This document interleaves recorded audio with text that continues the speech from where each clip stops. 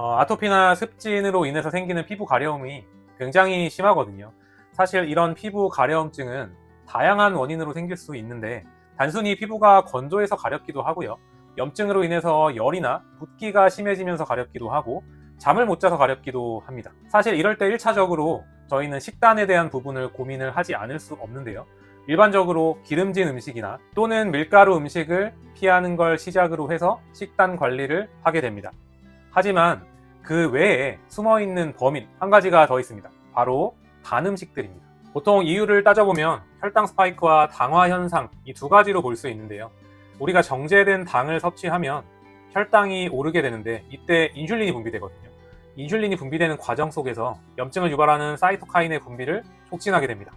이런 과정 중에서 더 중요한 건 일련의 과정 중에 생기는 최종 당화 산물 AGE라는 찌꺼기를 만들게 되는데 이 과정이 피부 조직을 붓게 하고 혈관을 확장시키면서 피부 가려움증을 유발하게 됩니다.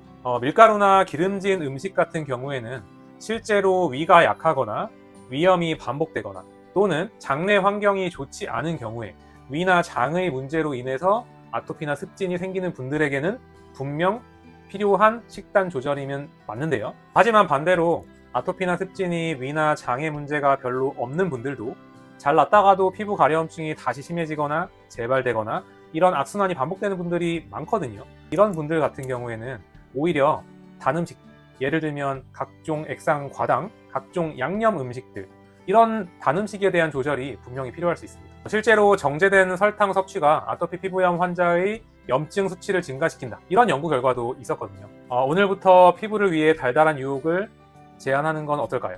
피부 조직을 붓고 가렵게 만드는 단 음식을 완전히 제한하는 건 굉장히 어려운데요.